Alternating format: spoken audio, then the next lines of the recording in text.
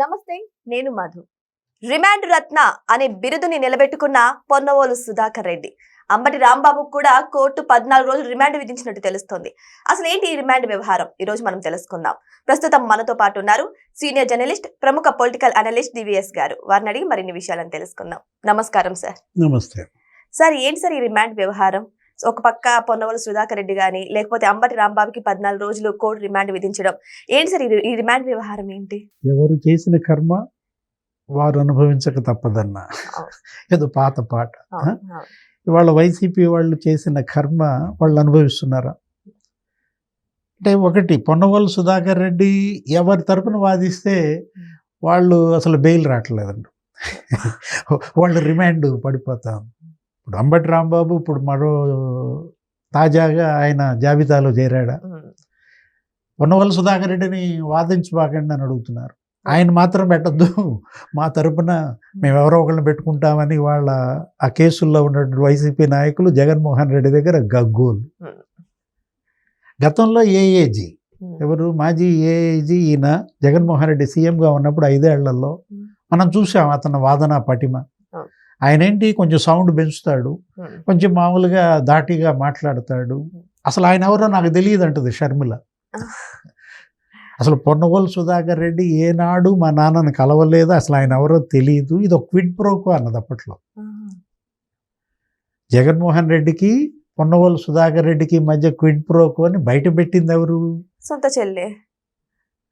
అంటే ఈ రాజశేఖర రెడ్డి భక్తుడు, అతనేదో నెల్లూరు జిల్లాలో ఏదో లాయర్గా ఉండేవాడు అనుకుంటాను. మొత్తానికి ఈ విధంగా చెట్టు కింద ప్లేడర్ కాస్త ఇక ప్యాలెస్ ప్లేడర్ అయిపోయాడు. ఏదో తంతే గారెల బుట్టలో పడ్డట్టుగా మరి ఈ డొల్ల కంపెనీల బుట్టలో పడ్డాడు. జగన్ ఉపయోగించుకుని ఆయన బాగా లాభపడ్డాడు.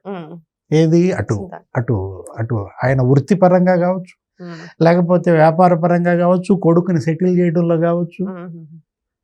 ఇప్పుడు ఒకటి, పొన్నవోలు సుధాకర్ రెడ్డి వాదనా పటిమ ఏంటి అసలు దేశం మొత్తం చూసింది. ఆయన ఏంటి, అసలు నాసిక్లోనే గంగను పుట్టించాడు. అప్పుడు చంద్రబాబు కేసుల విషయం ఇదే, ఈ స్కిల్ డెవలప్మెంట్ కేసుల విషయంలోనే సంజయ్ ఇతను కలిసి ప్రెస్ మీట్లు పెట్టుకుని, అదేదో అమరావతికి పరిమితం కాకుండా హైదరాబాదు, ముంబై, ఢిల్లీ ప్రెస్ మీట్లు పెట్టి వీళ్ళ యొక్క పాండిత్యం అంతా వాళ్ళ దేశం మొత్తం అప్పట్లో పెద్ద జోక్ అయిపోయింది. ఇప్పుడు ఒకటి, పొన్నవోలు సుధాకర్ రెడ్డి అంబటి రాంబాబుని బయటికి తీసుకురావడానికి వాదించాడా, లోపల పంపడానికా? ఇప్పుడు ఇవాళ రిమాండ్ వచ్చిందంటే కారణం ఆయన పైన 16 కేసులు ఉన్నాయి రాంబాబు పైన. రాంబాబు ఏంటి, ఆయన సుదీర్ఘ రాజకీయ నాయకుడు. గతంలో మనం చూసాం. అంటే ఆయన ప్రజా ఎన్నికల్లో గెలిచింది తక్కువే. ఎప్పుడో రేపల్ల నుంచి భూమి పుట్టక ముందు గెలిచాడు. 1985 ఆ ప్రాంతంలో ఎప్పుడో ఒకసారే గెలిచాడు రేపల్లలో. ఆ తర్వాత అసలు ఇక అతనికి పోటీ చేయటానికి ధైర్యం చాలకో ఏమో అసలు కొన్నాళ్ళు రాజకీయ వైరాగ్యంలో ఉన్నాడు. రాజశేఖర రెడ్డి సీఎంగా వచ్చిన తర్వాత ఆ పాదయాత్రలో మళ్ళీ స్పీడ్ అయి అతను ఏపీఐఏసీ చైర్మన్ ఏదో చేశాడు. ఈ జగన్ పుణ్యమా అని ఇక్కడ సత్తెనపల్లిలో మళ్ళీ కంటెస్ట్ చేసి గెలిచాడు శివప్రసాద్ మీద. ఇట్లా ఏదో మంత్రి కూడా అయ్యాడు. అంటే ఒకటి, సరే అంచెలంచెలుగా మరి ఆయన అటు ఎమ్మెల్యేగా, కాకపోతే 40 ఏళ్ల రాజకీయం. ఇప్పుడు నిన్న కూడా చెప్తూ ఏమన్నాడు, అసలు మ్యాజిస్ట్రేట్ గారి దగ్గర వాపోయాడంట. ఏమని, అసలు కన్నీళ్లు పెట్టుకుని అంబటి రాంబాబు నాకు 70 ఏళ్ళు, నన్ను ఈ విధంగా పోలీస్ స్టేషన్లో కొట్టారు, అసలు ఏదో 2 కాళ్ళు అటు ఇటు లాగి తీసేపడినే నాకు అసలు నేను నుంచుకోలేకపోతున్నాను అంటే మ్యాన్లీ హ్యాండ్లింగ్ జరిగింది అన్నట్టుగా బిల్డప్ ఇచ్చాడు. మరి అంత వయసున్న బాబు గారిని కూడా జైల్లో పెట్టినప్పుడు ఇదే విధంగా ఆలోచించాలి కదా సార్. అసలు మ్యాన్ హ్యాండ్లింగ్ ఎందుకు చేస్తారమ్మా? ఇప్పుడు నువ్వు మాజీ మంత్రివి, అందులో అంబటి రాంబాబు, నీ గొంతు, నీ వాక్ పటిమ వాళ్ళకి తెలియదా? కాకపోతే డ్రామా, నటన ఏది అసలు మనం చూసాం ఎట్లా రెచ్చగొట్టాడు.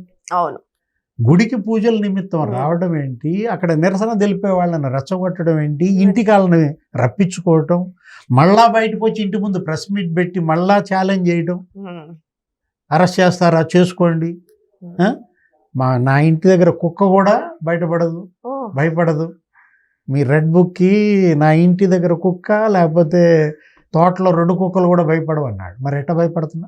అదే కదా, మరి ఎందుకు ఇంత రియాక్ట్ అవుతున్నారు భయపడినప్పుడు? అతనేమో జోగి రమేష్ రెడ్ బుక్ జేబులో పెట్టుకో అనేది అన్నట్టు. ఇప్పుడు నీ జేబులో పెట్టారా? ఇప్పుడు రెడ్ బుక్ మడిచి ఎవరి జేబులో పెట్టారు? జోగి రమేష్ జేబులో పెట్టారా? అంబటి రాంబాబు జేబులో పెట్టారా? తప్పది. ఏది ఇది లేపి దండించుకోవటం అంటే అదే అనమాట. అనవసరంగా ఎందుకు? ఇప్పుడు మీరు గతంలో అధికారం చెలాయించారు. ఏ విధంగా మీరు కళ్ళు మరి పొర్రలు గమ్మి పార్టీ కార్యాలయాలు తగలబెట్టారు.